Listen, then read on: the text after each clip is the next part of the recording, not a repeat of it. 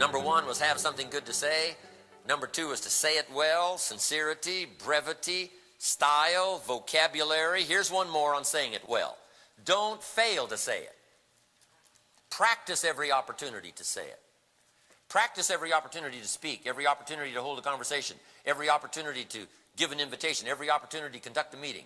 Buy up every opportunity, every opportunity. Back in those early days, someone says, Mr. Rohn, will you? And I said, yes. I didn't even know what the deal was. I just said yes. Will you talk? Will you talk to the people? Will you come talk to the kids? Will you? I said, yes, yes, yes. I need the practice, right? They need to hear what I've got to say, but I also need the practice. You know, when I used to unload on somebody back in those early days building my corporations, John says, how come you say this stuff so strong? I said, number one, you need to hear it. And number two, I need the practice.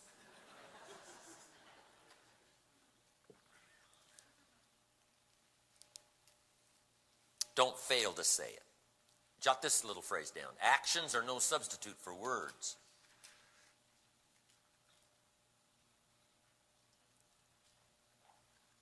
Now, we've heard the other phrase, right? Words are no substitute for action. If you talk, talk, talk, never act, I mean, that's not good. But let me tell you what else isn't good. To act, act, act, never talk.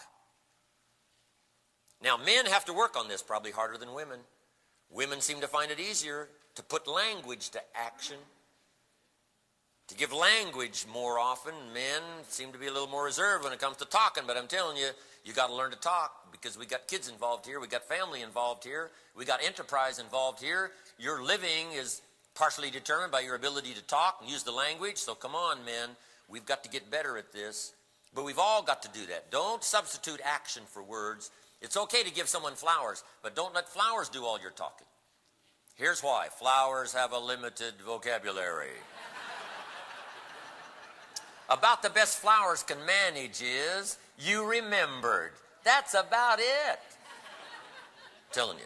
Flowers don't say, you do incredible things to me.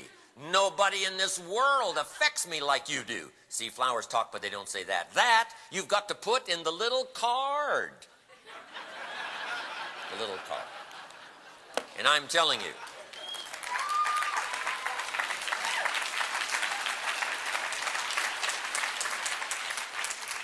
and I'm here to also tell you, and you know it well, those words you put on the card will linger long after the flowers have faded and have been discarded. Someone may discard your flowers, but they won't discard your words if they were crafted with heart and soul. So, actions are no substitute for words. You got to say it. The gift is not enough. Okay, here's number three. In good communication. Number one was have something good to say. Number two was say it well. Here's number three. Read your audience. This one is vitally important. When you get ready to talk, now you've got to read whoever you're talking to. If you're talking to a child, now you've got to search the face of the child to see if you're coming across well or not coming across well. You've got to look and see whether your words are having an effect or not having an effect. Should you back away? Should you come on a little stronger? That you can only tell by observing your audience. So, underline, learn to read your audience. It's so vitally important. I had to learn to read a public audience. When I first got started, I was so concerned with my notes that I think everybody could have left, right? And I'd have probably, kept right on going. Finally, I learned to look up and see what's happening. Look up and see what's happening.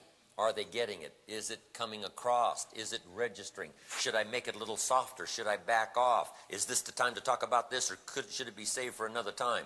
You've got to learn to read your audience.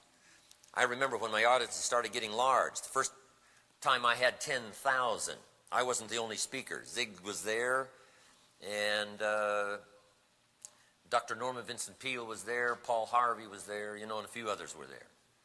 10,000, my first big audience.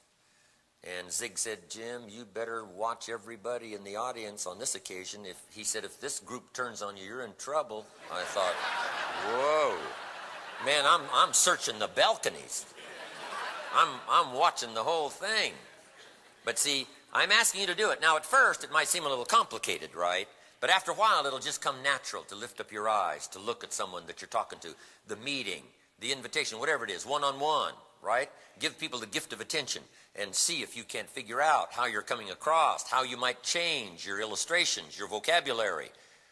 Okay, all of that comes from being able to read. Now, let me give you 3 ways to read. Number 1, you read what you see.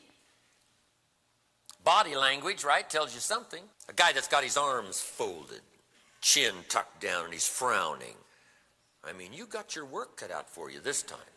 I mean, this one isn't going to be easy. You got to reach deep in your bag of stuff. So what tells you that? The body language, okay? Guy's leaning toward the door. You got to hurry. I mean, you haven't got long. Say it fast. Okay. So you read what you see. Now, here's number 2. You got to read what you hear. Mama said to me, to be a good speaker, to be a good talker, good teacher, you got to be a good listener. To be a good parent, you got to be a good listener. You can't just do all the talking. You got to listen. You got to listen so that you can know whether or not to change subjects today. Save this for another time. This isn't it. What told you that? What you heard. Now, part of it's what you saw, but I'm telling you, part of it's what you hear. You got to listen well to be able to translate well, to speak well, to edit what you're going to say. Maybe leave some out. Maybe add some you didn't intend to add simply because you picked up something you heard that gave you the signal that caused you now with your varied experience to not miss that signal, to cover something you should cover. It's very important to read your audience. 1, what you see. 2, read what you hear. Here's number 3, read what you feel. Now here's where, the women probably are better at this than the men again, picking up those emotional signals. And you got to remember this, we all throw off emotional signals, unseen. Something you can't hear, something you can't see. It's just there. Presence, aura, we've all got that. And you've got to be able to pick that up to know how to proceed, especially in communications. Women have it so well. Women seem to have this antenna that picks up all this stuff.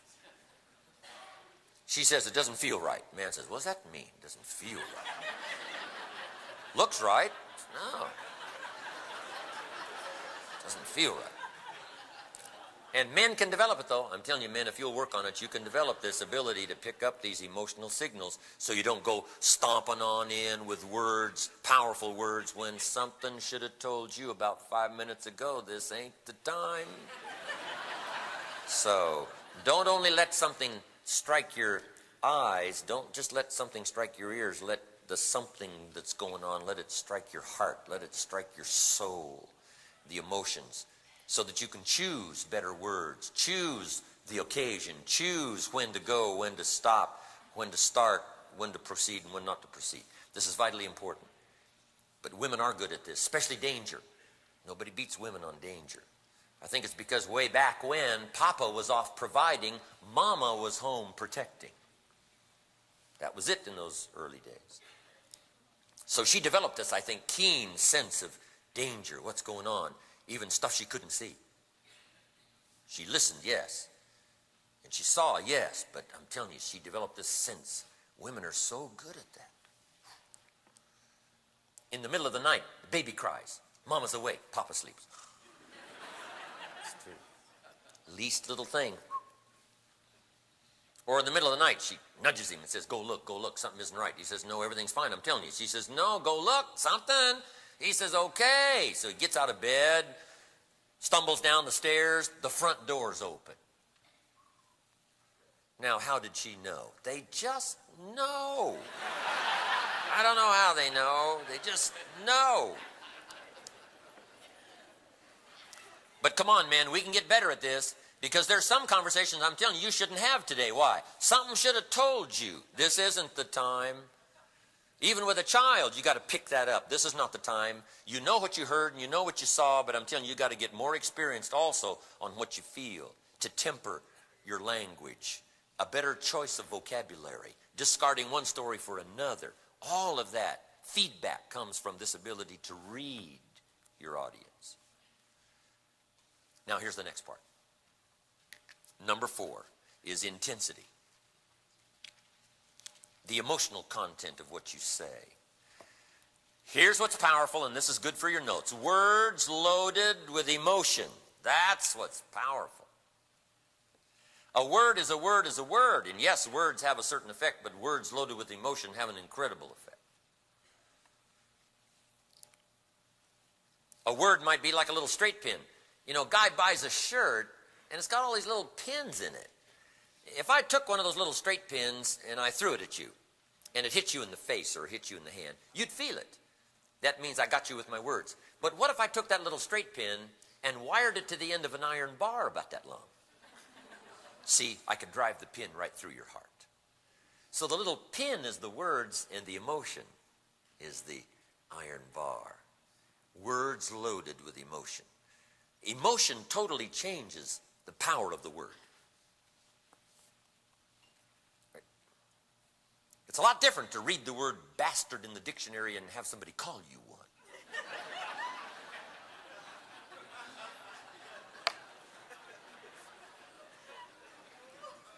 What makes the difference? Here's the difference. The emotional intent. See, that changes everything. Now, here's what's important. You need the full range of emotions. All the way from love to hate. Sometimes you got to put love and hate in the same sentence. What a mixture of emotions that is in the same sentence. Sometimes you've got to say to your children, I love you, but I hate what's going on. I love you, but I hate where you're going. I love you, but I hate what's happening. Boy, it's important for kids to know what? What we love and what we hate. The ancient prophet said you got to love good and hate evil. And sometimes you got to make it clear that you love good and hate evil. And when you define evil and define good, then you've got to sometimes call forth these extreme, powerful emotions. God's got the same challenge. God says, I love you, but I hate your sinful ways. I love you, but I hate what's happening and the road you've chosen. I don't hate you, but I hate what's happening. See, that's vitally important to make that distinction. And sometimes, since my sinful ways are so interlocked with me personally, I think, well, God must hate me. And God says, no, let me make it clear one more time. I love you, but I hate what's happening. And I hate what you've chosen. I hate the track you're on. I hate what's developing. See, that's vitally important. So let's learn to put love and hate in the same sentence. Let's learn to define what we love, and let's learn to define what we hate, and let us not hesitate to say it. Because you can't tell who will be lost because it wasn't made clear. Somebody with a fuzzy response where it isn't clear, I'm telling you, they could choose the wrong path easy. Be influenced by the wrong ideology easy. Let someone else influence them, right? That have got strong words to say. Remember, evil, since it is the weaker, is the aggressor. You would think because it's the aggressor that it's the stronger, and the answer is no. Jot this down. Weeds are no match for human activity. But if you just stand still, how far in will the weeds move? They'll grow right up around your shoes. But if you get busy, are weeds a match for human activity? And the answer is no. You can kill them all. What power. Is illness a match for health? And the answer is no. If you start health practices, illness is in trouble. I'm telling you, evil is no match for good. Ancient script says. Now sometimes good sleeps, and good takes a nap, and evil moves in. But if good wakes up and flexes its muscle, evil says, my gosh, we may not be here long. I'm telling you, you have got to call up those emotions, good and evil, right and wrong, and make it clear. Our kids these days need the outer perimeters defined so that they know clearly from what we say and the way we say it and how we say it that it's clear what we're for and what we're against, what we like and what we don't like, what we consider good and what we consider evil. Now, yes, it's a lifetime study. And yes, we have to do it with great care, but I'm telling you, if you're so careful you don't do it at all, now all the dangers flow in. And all the evils overcome.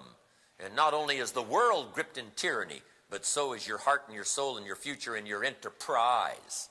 So, let us call up strong feelings as well as good words. Now, here's the rest of it. The emotions must be measured. This is vitally important. You don't want too much emotion for a more casual occasion. Now you've ruined the deal. In leadership we teach you don't shoot a cannon at a rabbit. It's effective, but you got no more rabbit.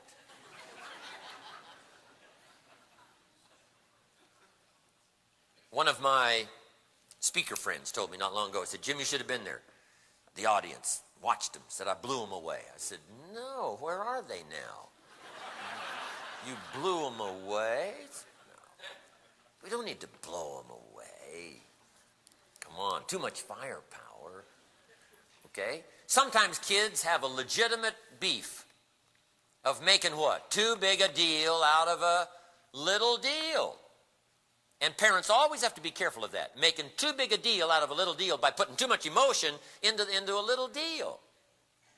Because here's what you do. One, lose credibility. And also, if you let all the wild emotion go for something small, here's what you're then tempted to do. Now when the occasion really calls for it, you exercise too little. So here's what's important to remember. Not too much and not too little emotion mixed with well-chosen words. Learn to measure those emotions. That's why we all appreciate the actor on the stage that learns how to mix in measured fashion the appropriate emotion that's called for, mixed with hopefully a good script of well-written words. That's what makes a good performance. The right emotional content. Not too much, not too little. That looks silly. Your idea falls flat, and the occasion, now is lost simply because you didn't have enough, but not too much to where you destroy the sense and destroy the dignity, destroy the opportunity. So this is some lessons to learn here. Well-chosen words, yes, but well-measured emotions. Intensity. One more thought now. What is intensity? Here's what intensity is. The emotional blend of all your experiences, what you've seen and what you've heard and what you've felt. We talked a little bit about that yesterday. Absorb it all, gather it all up so that it's available.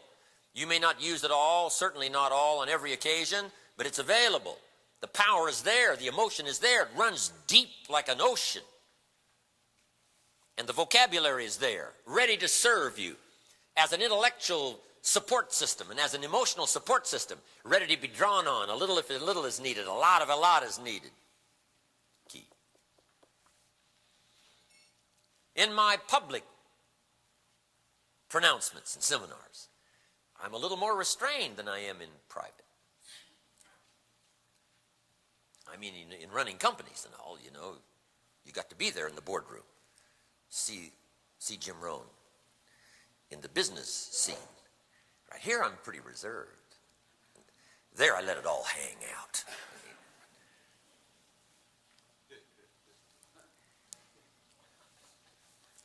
Okay, so gather up your experiences like a commodity. Gather up your experiences like coin, like gold, like currency, ready to be used when the occasion calls for it. Now, here's some more pieces to good communication. Number one, learn to identify. You've got to learn to identify with a wide range of people. If someone's like you, it's pretty easy to identify. If you're in sports and someone else is in sports, hey, you can build a bridge fairly quickly. If I'm a man, you're a man, hey, it wouldn't take us long to identify. But hey, what if I'm a man and you're a woman? I'm telling you, right away, we got some big differences. And if I don't accept this challenge of learning to identify with people, not just the people that are like me, but the people that are not like me, I'm telling you, I'm going to be missing a wide range of possibility here by neglecting to learn to identify with a wider range of people that have got experiences beyond my own. If the adult is 40 and the child is 12, I'm telling you, that's a long bridge to build of contact and communication. How can the person 40 affect the child that's 12? You got to identify with the child that's 12 first to get their attention. And here's one of the best ways for your notes. Remember when you were 12. That's one of the best ways. Surely that wouldn't take much for you to recall when you were 12 if you're talking to a 12-year-old. I remember almost every day of being 12. One of the difficulties of being 12 is you're not 13. You're not a teenager yet. I couldn't wait to get out of 12. They said, no, of course you can't go. You're not a teenager. I thought, I'm stuck in 12.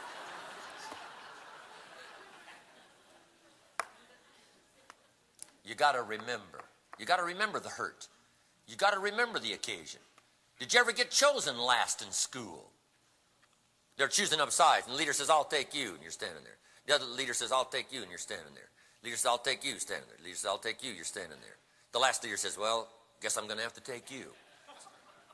Whoa. You got to go back. You got to remember. To build a bridge, you got to identify. Okay? You got to identify with whoever you're talking to, whether it's the audience or whether it's the person or whether it's the child or whether it's the adult or whether it's your customer or whether it's a client, whether it's a prospect, whoever it is. First, you start the identification process. Now, here's number 2. Learn to attack the problem without attacking the person. If you've got a problem to solve by communication, I'm telling you, this is one of the most important things to remember. It's not the person we're after, it's the problem we're after. What does the ancient phrase say? Don't throw the baby out with the bathwater. If the physician is too severe, he loses the patient, going too severely after the disease. Yes, we must go after the disease. Yes, we must attack the problem, but not the person. Here's what you got to do. Leave a person with their dignity. Don't go after someone's dignity. That's not what's important. Yes, we've got to solve the problem. Yes, sometimes you got to talk strong. Yes, sometimes you really got to go after it. But you got to save the patient even though you're after the disease. We got to do it with our children. You know, sure, you got to go after your children, but not after them per se. You got to go after what's wrong. You got to go after the problem. You got to go after the difficulty. Key. Attack the problem, but not the person. Next. Deal in solutions. Yes, we've got to look back where the problem was. Yes, we've got to look at the present to see what the situation has resulted from past errors. But here's what you've got to do. Transport people into the future. We must get people to look back to see the errors that they've made. Yes, we must tell our kids at times, you have messed up. But here's the key. You can't leave them in the mess. Yes, you've made a mistake, but you can't leave people with a broken heart because they've made a mistake. Now, you've got to repair that. Here's what the future can do. Repair all things. Rectify all things. Resurrect all possibilities. The possibility exists to change everything. Where? Not the past. And sometimes you can't even change very much in the present, but here's what you can always do. You can change anything in the future. The future has the ability to repair all challenges and all problems and all difficulties. The future has the ability to clean up all messes and rectify all errors. It is an unbelievable commodity. Reach into the past, yes, for some experience if you're covering the occasion, but now reach into the future. Transport people into the past and show them their evil ways and show them their mistakes. But also, like Star Trek, push the button and take them into the future. The solutions are where? In the future. Good health is where? In the future. If you haven't got good health, I mean, take heart. The future can repair all illness. The future can repair all ignorance. The future can repair all broken hearts. The future can repair all of this commodity and stuff is available in the future. So what you've got to learn to do, yes, is to cover people and their problems now, but take them into the future where the solutions lie and where the answers lie. That's what Mr. Schoaf had the ability to do for me, was to take me into the future and show me the solutions. Here's what he used to say, I can see you now. He told me in blunt terms where I was, but he had also the ability to say, I can see you in the future. So, in working with people, here's a key. 1, see them as they are. Then here's number 2, see them better than they are, and give them both visions. Give them your gift of ability to see both parts as they are and as they can become. Schoaf said, Mr. Rohn, one of these days, these problems will be gone. I said, whoa, is that right? He said, yes, you'll have a bank full of money. I said, is that right? He said, yes, you're going to probably do so well in the future. When you walk in the bank to make a deposit, they'll all applaud. Here he comes again with another deposit. I thought, whoa. He gave me that confidence. I'm telling you, I borrowed $250 and got started in a little business he recommended, and I'm telling you, became a millionaire. A little bitty start, but how come I went for the future? He had the ability to take me into the future and show me much better than I was. He said, one of these days, you'll walk into a room and everybody will say, that's him, that's him, that's the man himself. I thought, whoa, wouldn't that be something?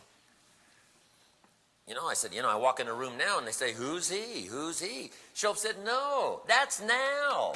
That's now. I'm telling you, the day will come when they will say, that's the man. And that'll be you. I thought, oh, wow. You've got to do that with your children.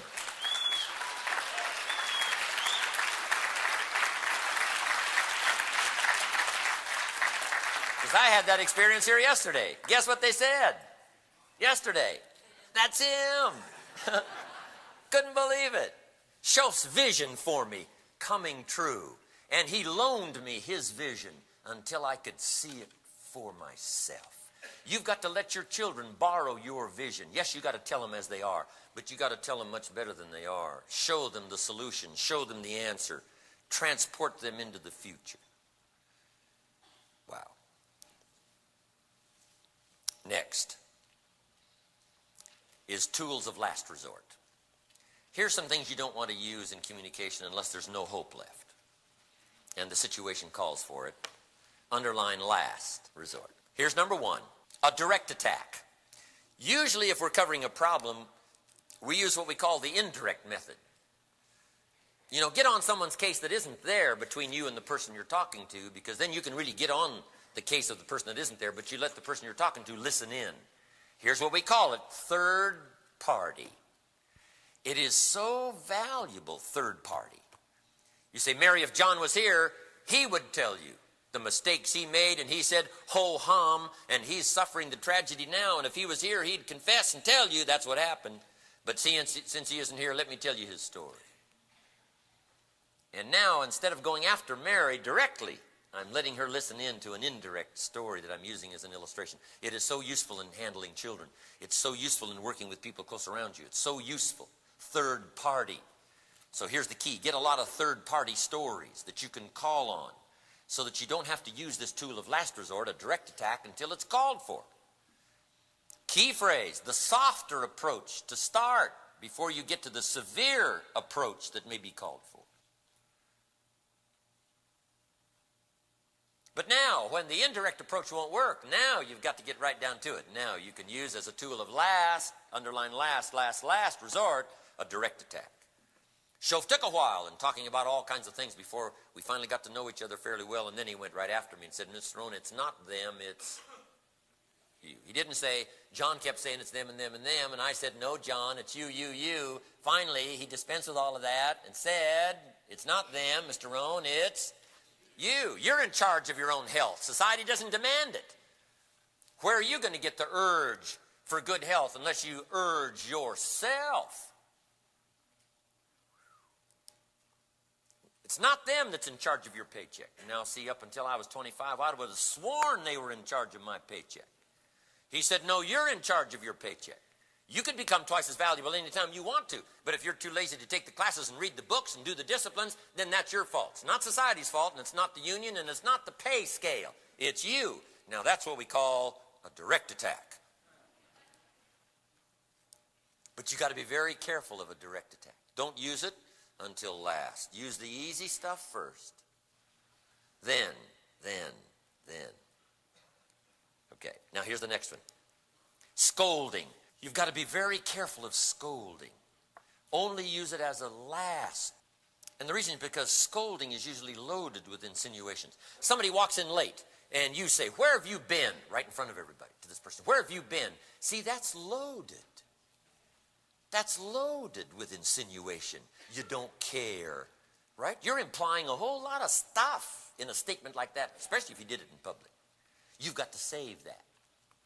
as a tool of last resort. Why? Because it's too loaded. Now, if it had been going on, and finally the occasion called for it, yes, finally you got to unload and say, where have you been? See, you got to really believe in what you intend. Because if you don't intend, but it's too strong, see, then you've got to learn better than that. Now, if you intend to be strong, that's it. But if it turns out to be too strong and you didn't really intend it, you've got to learn the lessons in dealing with children, the lessons in dealing with people all along the way, business, public, private, whatever. This is a good lesson to learn. Scolding as a tool of last resort. You've got to consider this with your children. Kids that get scolded all day, I'm telling you, they wind up with these psychic scars. It's too much. Scolding is like a cut. Like a cut. And if you need to get somebody's attention so drastically that you got to give them a little cut, now it'll heal. Okay? And it'll be okay. But you don't cut every day. We would call that too severe if kids get cut and slashed all day, every day. See, we would call that too much. In punishment, some things are too severe. In some countries, if you steal, they will cut off your hand. Guess what we say in a more civilized society? What? That's too severe. Little piece of the finger maybe, but not the whole hand. Now, we must admit it is effective. You ask the guy, did you ever steal anything else? He says, are you kidding? One hand? No, never stole anything.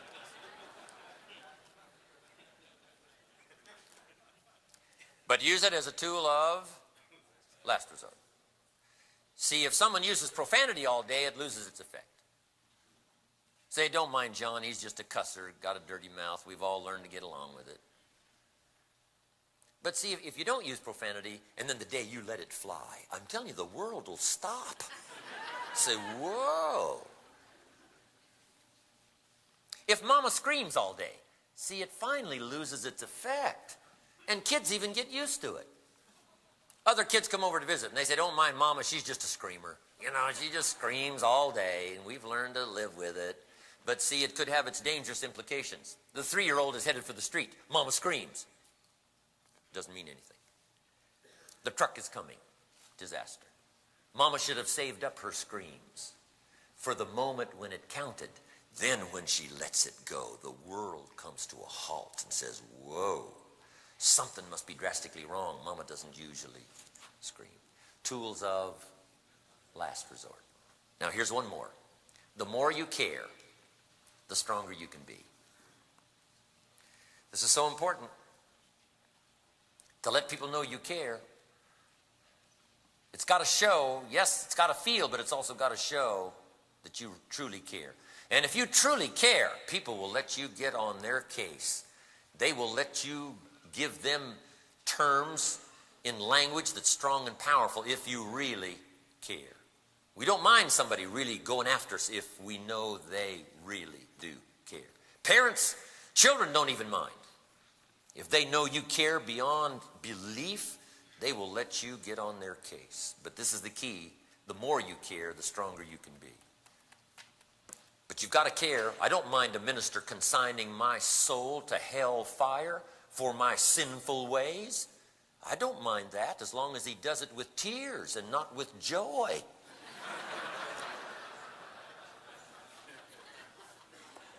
Wouldn't we all resist a dry-eyed sermon on hellfire? And the answer is yes. You can't preach a sermon on hellfire unless you sob your way through the sermon and the tears stream down your face. A dry-eyed sermon on hellfire, we would all dismiss as an ego performance. Your heart's got to break if you're going to preach hellfire. And the same is true with your children. There are some conversations you cannot have with your child unless your heart breaks and the tears flow. If your heart isn't going to break and if the tears aren't going to flow, best you postpone this conversation. Because it doesn't match. Strong words without a broken heart don't match. So work on that. Next, the art of persuasion. Let's cover this now, the notes under the art of persuasion. Just a little list for you to consider. Here's number one, become a good storyteller. Nothing more valuable than a story to illustrate a point, to cover a problem. Become a good storyteller. Be a collector of good stories. If you're talking to teenagers, you need a lot of teenager stories. If you're talking to women, you need stories that pertain to women. If you're talking to senior citizens, you need some senior citizen stories. You've got to have all kinds of stories. If you're talking to salespeople, you need some salespeople stories. If you're talking to mechanic, you need some mechanic stories, especially in your business when you're out there talking to people about opportunity. You've got to have stories that relate. I know a man, I know a woman, I know a child, I know a person, I know a person. Be a collector of stories and learn to tell them well. In the South, I'm telling you, this is one of the key parts of Southern tradition is to become a good storyteller. But Jesus was a good storyteller. Jesus said, the kingdom of heaven is like, how brilliant. How brilliant. He didn't say the kingdom of heaven is. That would have been too abstract. Who could have possibly understood how it is? But he related it to a human story. He said the kingdom of heaven is like a father with a family. It's like a bride and a bridegroom. It's like brothers. It's like people. It's like families. See, we can all understand that if you can relate it to us with a story. Jesus covered most of the issues of the day with stories. He told a story about the future. He said when we get through fighting the devils, he told his disciples, and working hard, he said, in my Father's house are many mansions. And he described them in detail. And I'm sure sometimes on a particularly bad day, they came back and said to him, would you tell us about them mansions one more time? Stories, people stories, situation stories, occasions stories. You got to have a bag full of stories you can tell. Now here's the last part of this. Learn to tell your own story. Sometimes you've got to reach into your own experience to use as the best illustration, because that's what you feel strongest about, your own experiences. Now sometimes an experience is hard to relate when it's just happened. Some of those that went through the Holocaust 50 years ago are just now being able to tell their story and relate it in public, and some of them haven't even told their own family some of the private things, the horrors they went through back there, but now they're able to tell the story. If you've been through a divorce, I'm telling you, it's hard to use it as an illustration right away. It cuts too deep, and it's too strong, but finally, when it heals a little more, now you can reach back and use the mistakes you made or the occasion and make it useful information for somebody to grab a hold of and find value in it. So learn to tell your own story. Okay, one of the great apostles of the early Christian movement was so powerful in relating his own story. When he talked to sinners, he easily related to sinners because guess what he claimed to be? Chief sinner. Do you think the chief sinner could talk to sinners? And the answer is all day long. He said, tell me about being a sinner. I got the #1 plaque on the wall at home.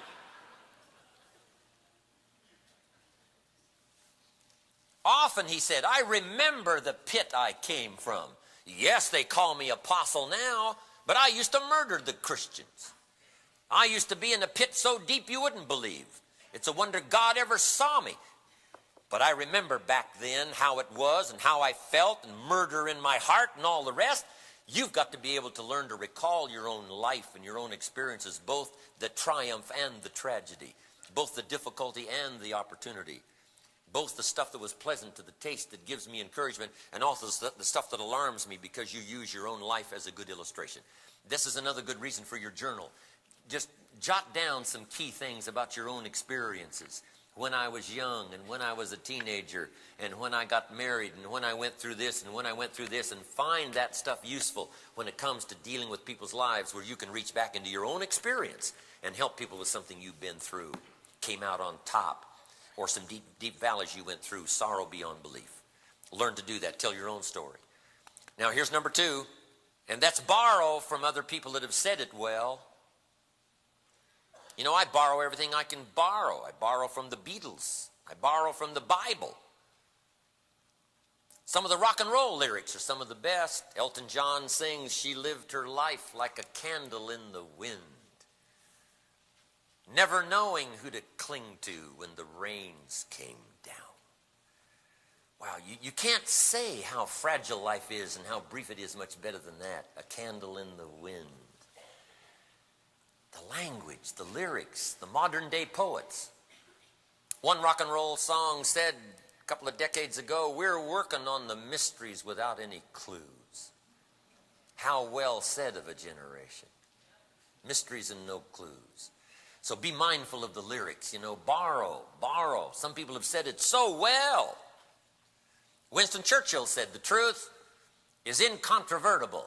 Malice may attack it and ignorance may deride it, but in the end, there it is. See, that's well said. You could stay up all night and not think of that. It's so well said. So borrow. In fact, I put a whole bunch of my stuff in a book called The Treasury of Quotes. Borrow these. Borrow the poetry. Shakespeare said it's not in the stars, for those that are so interested in the stars. It's in ourselves. That's where the problem lies. You got to borrow from the song, from the dialogue of the movie. Pay a little more attention. Make some notes. And borrow. When someone has a birthday, we usually go right to the store and start looking through the cards to see if somebody might have said it at the moment, have written it better than we could maybe compose it for ourselves. For a happy birthday, or for a happy anniversary, or for some occasion, we borrow someone else's language. And that's useful, that's powerful. I do it all the time, and I'm asking you to do it. Have a repertoire of stuff that you borrow. But now here's my last point on that. Don't always borrow. See if you can put it in your own language, especially those occasions that are vitally important. When my wife Judy and I parted, I was searching for the language. I finally wrote this little note. Dear Judy, as often as the night comes, so does my sadness. As constant as the day arrives, so is my love for you. I wish for you, and I wish the best for you. And I understand that dilemma. My life is here where you touched me. If ever you should call, I will be there to be touched again. It wasn't very long, but it was just a few words that helped to express what was going on in my heart and soul at that moment. So I'm asking you, don't always borrow, right? If you always borrow, you're a little lazy, right? See if you can't sit and ponder sometimes and craft the words that will be meaningful to your children, to your family, to the people around you, to your organization, to the people you care about. Okay. Next is straight talk. One of the effective skills in communication is straight talk. Especially these days, right? The next 5 years getting ready for the turn of the century, we got to talk straight. The government's got to talk straight. Industry has to talk straight. I mean, in society, we need to talk straight to each other. In schools, we got to talk straight. We got to tell it like it is. You cannot make wise decisions by beating around the bush and going all around and trying with flowery language, right, to, go through some ethereal exercise. I'm telling you, we need to hear it like it is. That's why Schoaf was so effective with me when I was 25 years old. He laid it on the line and told it like it was. And I'm asking you to be so minded to level with your children, level with the people around you, level with people that you know are on the wrong road, level with people that have got a misconcept. Level with them to the best of your ability. Do it kindly and do it with heart and do it with spirit and do it with sincerity. But don't fail to do it. Talk straight. We need that this next 5 years. Or we will be confused walking into the 21st century with things unclear. Being able to debate the major life issues we talked about yesterday. Straight talk. Now here's the next one. Challenge. Everybody responds to a challenge, from the least to the greatest. And here's one of the most magnificent challenges. This changed my life when I understood it in its full impact. Here's the greatest challenge. Let's go do it. Sometimes we're always saying, you go do it, you go do it, you get the job done. You get up early, you stay up late, you burn the midnight oil for a while. You call this spring and work around the clock for the next 90 days, you. Let me tell you what's more powerful. Let's go do it. It's more powerful when one member of the family says to the others, let's get healthy. Not you get healthy, not you exercise, not you should be jogging every morning and swimming in the pool, running on the beach. Let's go run. Let's get smart. Let's build a library second to none. Let's learn some backup skills that'll serve us well in the 21st century. Let's. What a powerful challenge that is, let's. Let me give you the real impact of it. Here's what ancient script says. This is beyond my imagination, but let me give you as far as I can believe. Here's what it says for your notes. If 2 or 3 will agree on any common purpose, nothing is impossible. Now, see, that's beyond almost the scope of my faith. About as far as I can believe is, if 2 or 3 agree on any common purpose, the most incredible things are possible. Now, that's about as far as I can go, but here's what it says. We've always got to trust what it says if we can't see it all at the moment, and I'm willing to admit what I can't see. But here's what it says. If 2 or 3 agree on any one common purpose, blend their efforts together, nothing is impossible. The ancient Old Testament script says, one can become so powerful, he can put 1,000 to flight. If 2 get together, they can put 10,000 to flight. Do you mean to tell me that the possibilities of power increases by 10 if 2 people get together? And the answer is yes. I mean, that boggles my imagination, but I'm telling you, I've seen it work. All of my partnerships around the world, my businesses around the world are all partnerships, 2, 3, 4, 5. Why? Because it is so powerful. Did you ever see the movie The Sundance Kid? I'm telling you, when they fought some of those battles, they did them what? Back to back. I'll take care of this, you take care of that, I'll take care of this. If you're by yourself, you can't defend your back.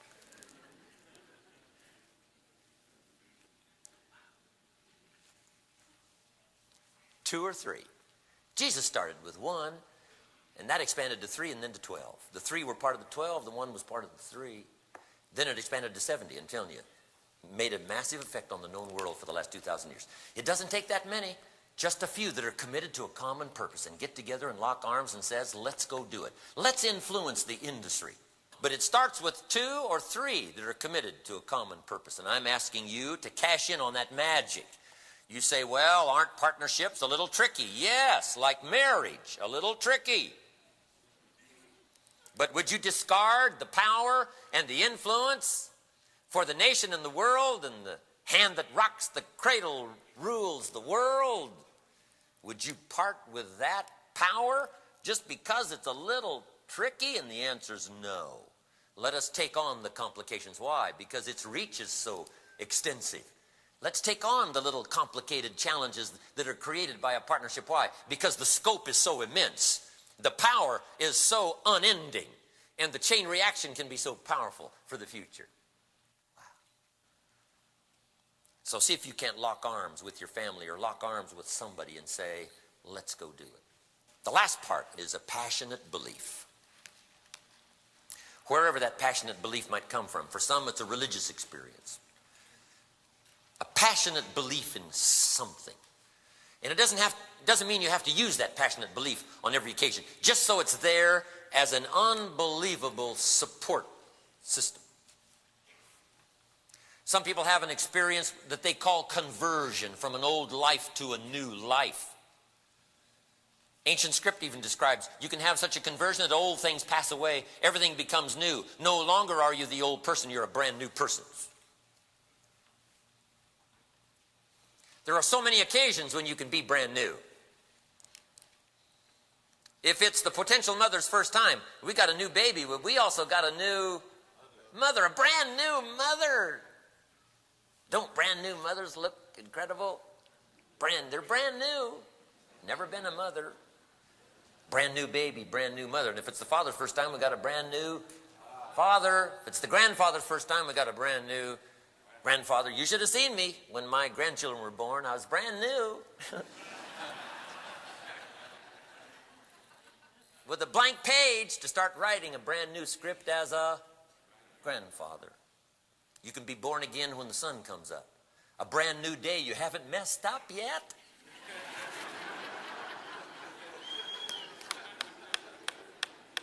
All clean. Ready to put your imprint of heart and soul and language and vocabulary and experience onto a brand new page until the sun goes down. Wow. So I'm asking you, with a passionate belief in something, let that serve you well. One of the greatest stories of persuasion using this, and I'll close with this story. The ancient script says, the king, Agrippa, was informed one day, "O king, you won't believe it, but we have the famous man himself in your dungeon." Agrippa, the king, said, "You don't mean the man himself." The servant said, "In your dungeon, sir."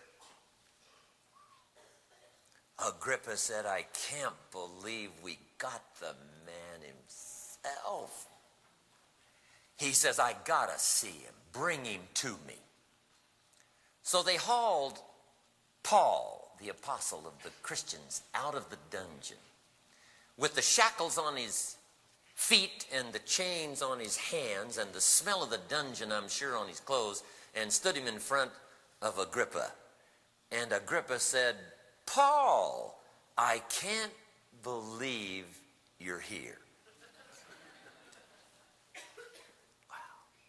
And the scenario of both lives up until that incredible moment are unbelievable if you're a student of history. The apostle of the Christians and the king, Agrippa. Now meet. Agrippa says, "Paul, I've got to know. What is going on here? What is this Christian thing? People willing to die for this movement that's happening, growing like a prairie fire.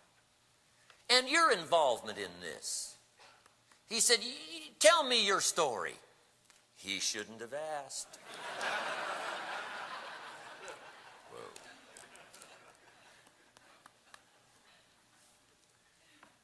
Paul said, "O king, let me tell you my story." He said, "I used to kill the Christians. I had letters from your own government to kill everyone I could get my hands on. I was known as the murderer of the Christians." He said, "When I came even near some village, a lot of people left town, went and hid, especially the Christians, knowing that I was coming to town. But," he said, "one day I heard about some Christians down in Damascus, and I got some new letters of authority, and I'm heading for Damascus." And there's a little line in the story that says he was breathing out threatenings and slaughter, which meant he felt rather strong about the project. But on this occasion, headed for Damascus to kill more Christians, the good Lord in heaven looked down and saw this man Saul. God must have said, "I gotta have this man. Nobody feels more passionately strong about his project than this guy Saul from Tarsus. I gotta have him." And the story says, and according to his own relating of the story to the king, he said, this great light shined out of heaven, knocked him flat, fell off his horse, ground his face in the dirt, and blinded him for 3 days. The good Lord using recruiting tools we can't use, but